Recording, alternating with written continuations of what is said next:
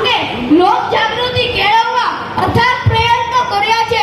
શિક્ષણ અને વ્યાપ દ્વારા લોકોને સાચી દિશા બતાવવાનો પ્રયત્ન કર્યો છે. શિક્ષણ એકમાત્ર હથિયાર છે કે જેના દ્વારા માણસ પોતાના જીવનની વહેમો અને અંધશ્રદ્ધાઓ તર્કની હેરાનપણ ચકાસી શકે છે.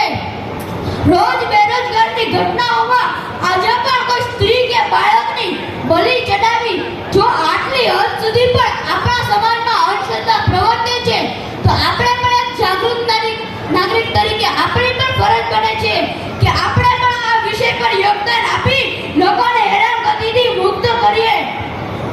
ભારત સરકાર દ્વારા જનતા નામની સંસ્થા કાર્યરત છે જે પાખંડીઓના પાખંડ પર પર્દાફાશ કરવાનું કામ કરે છે. જે આપણા સમાજમાં સુખદ વાતાવરણ પેદા થાય છે તેવો પ્રયત્ન કરે છે. તો તેના માટે આપણે શું શું કરી શકીએ ચાલો હું તમને આજે જણાવીશ. અંધશ્રદ્ધામાં વહેમમાં બાળ નાટકો શેરી નાટકો દ્વારા જાગૃતિ લાવી શકાય. વિવિધ સમાજમાં જઈ તેની વાસ્તવિક પરિસ્થિતિનો અભ્યાસ કરી શકાય. વિજ્ઞાનના પ્રિયદર્શનનું પ્રદર્શન યોજી શકાય. આત્મવિશ્વાસ વધે તેના દ્વારા વહેમો ટાળી શકાય. કર્મ દ્વારા જ કાર્યની સિદ્ધિ થાય એ અંગે માર્ગદર્શન આપી શકાય. ડોક્ટરોની મદદ લઈ શકાય. રોગો મટાડવા માટે ધર્મગુરુઓ વિવિધ ધર્મસ્થાનોમાં જવાને બદલે આપણે હોસ્પિટલમાં જવું જોઈએ એ અંગે માહિતી મેળવી શકાય.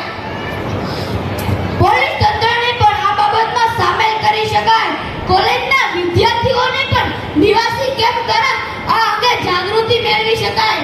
સરકારશ્રીના કાર્યક્રમ અને યોજનાઓ દ્વારા લાભો મેળવવા વાતો કરી શકાય.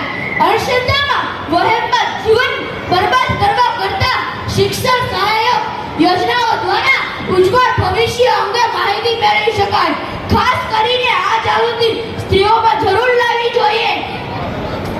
સ્ત્રી કન્યા કેળવણી